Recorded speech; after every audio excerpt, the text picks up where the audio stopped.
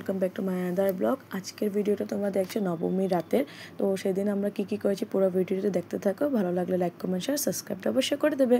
তো দেখো প্রথমে আমি সুন্দরভাবে রেডি হয়ে গেছি। এটা ফুল লুকটা আমার দেখে নাও, একদম সিম্পলভাবে রেডি হয়ে গেছি, কোনো মেকআপ টেকআপ বেশি করিনি, সিম্পলভাবে রেডি হয়ে বেরিয়ে পড়লাম। আর দেখো ঋষাকে রেডি করে দিয়েছে। ঋষা না লিপস্টিক লাগায়নি, এটা লিপ বাম লাগিয়েছিল, যেটা ও কন্যা পূজনে পেয়েছিল, যেটা জিত করছিল, সেটা ওর পাপা হাতে দিয়ে দিয়েছিল। আর সেটা লিপস্টিকটা আমাকে দেখে ও লাগিয়ে নিয়েছে। তারপর আমি ওয়েবস দিয়ে ভালোভাবে ওকে পরিষ্কার করে আবারও ভালোভাবে রেডি করে ডাইরেক্ট আমরা বাইকে চলে আসলাম নাট্য মন্দিরে। আর রাস্তাতে এত ট্রাফিক ছিল যে কিছু বলার নেই, সেটা পার করে আসলাম। কারণ নবমী পূজা তো সবাই বেরিয়েছে, আর অষ্টমী পূজা তো সবের মানে আধা পূজা দেখা হয়েছিল তুফান বৃষ্টির জন্য। তো নবমী পূজাতে সবে আবারও বেরিয়েছে, পুরো ভিড় দেখো। আর এসে দেখি জুবিনদাকে, আমাদের প্রিয় মানুষটাকে দেখে তো অনেক ভালো লাগছিল, কিন্তু মনটাও খারাপ লাগছিল কারণ মায়াবিনী গানটা লাগিয়ে দিয়েছিল। সেখানে গিয়ে দেখো এতটা ভিড় ছিল যে ভিতরে যাওয়ার কোনো মানে চান্সে ছিল না, তাই বাইরের থেকে প্রণাম করে একটু ভিডিও করে বাইরে এসে পড়েছি। তারপরে গেলাম রামকৃষ্ণ সেবাশ্রমে, যেটা দুমদুমাতে আছে। সেখানে গিয়ে দেখো সেখানেও সেম ভিড়। আর প্রথমে গিয়ে জুবিনদাকে দেখলাম, সেখানেও সুন্দর করে শ্রদ্ধাঞ্জলি দিচ্ছিল গোটা আসামবাসীরা। আর গোটা আসামে হয়তো প্রতিটা প্যান্ডেলে আমাদের জুবিনদা আছে, থাকবে, আর সবসময় আমাদের মনেও থেকে যাবে। তো এবার অনেকটা ভালো লাগলো, জুবিনদাকে প্রতিটা প্যান্ডেলে দেখতে পেলাম। উনি আমাদের সাথে মানে নাই বলতে পারবো না, উনি আমাদের সাথেই ছিল গোটা পূজাতে। এরপর দেখো সেখানে গিয়ে মন্দিরের মূর্তিটা দেখো কতটা সুন্দর হয়েছে। আর ভিতরে গিয়েও অনেকটা ভালো লেগেছিলো, কারণ একদম সিম্পলভাবে সাজিয়েছে, কিন্তু গরমটা প্রচুর ছিল, তাই সেখানে গিয়ে একটু বসলাম। আর মা নতুন নতুন মানুষের সাথে পরিচয় করিয়ে দিয়েছে, তাই একটু কথা বলে সেখান থেকেও বেরিয়ে পড়বো। ও আরেকটা কথা বলে দিই, রিশা না অনেকগুলো ড্রেস পেয়েছিল, কিন্তু না এবার পরতে পারিনি, কারণ আমি যেহেতু সপ্তমী দিন বের হয়নি, অষ্টমী আর নবমী বেরিয়েছি, তাই বেশি ড্রেস পরতে পারি না। আর এই ড্রেসটা রিশা হলো উপরের ড্রেসটা দুদুনে দিয়েছে, নিচের স্কার্টটা দিয়েছে ওর ঠাম্মি, তো দুটো ম্যাচ করে পরিয়ে দিয়েছি।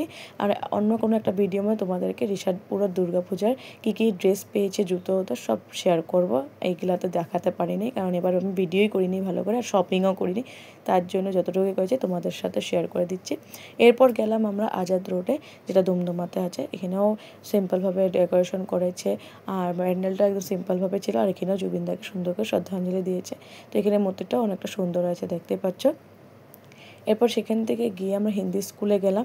হিন্দি স্কুলের প্যান্ডেলটা অনেকটা সুন্দর ছিল, কিন্তু আগের দিন তুফানের জন্য অনেক জিনিস ড্যামেজ হয়ে গেছে, নষ্ট হয়ে গেছে, তার জন্যই মানে প্যান্ডেলটা একটু খারাপ হয়ে গেছে। কিন্তু আমি পুরো ভিডিও করতে পারিনি, কারণ রাস্তার মাঝখানে তো প্যান্ডেলটা, তাই অনেক ট্রাফিক জ্যাম ছিল, তাই ফটো ক্লিক করে সেখান থেকে বেরিয়ে পড়েছি।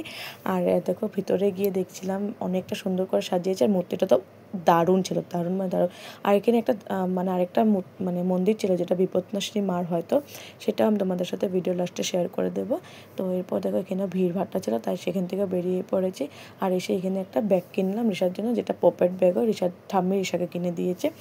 সেখান থেকে বেরিয়ে আমার রাম ঠাকুর মন্দিরে গেলাম। রাম ঠাকুর মন্দিরের প্যান্ডেলটা একদম সিম্পলভাবে সুন্দরই ছিল, সবগুলো সিম্পলভাবে সুন্দর ছিল, বাট কয়েকটা অনেক সুন্দর ডেকোরেশন করেছে।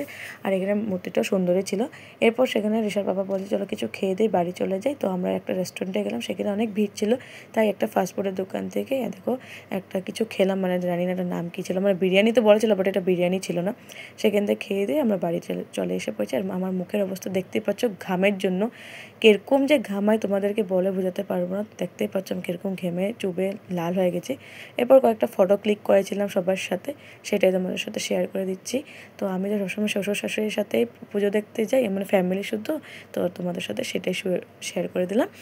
তো ঋষা কী কিনেছে সেটাও দেখে নাও, অনেক কিছু কিনেছে, দাদু ভাইরা কিনে দিয়েছে, আর পাপা কিনে দিয়েছে। তো আজকে একটা ভিডিও নিয়ে আসছি খুব তাড়াতাড়ি, যেটা দশমীর বরণের সময়টা আর দশমীর ভাসানের সময়। তো চলো আজকে টাটা, বাই বাই, সবাই ভালো থাকবে, সুস্থ থাকবে।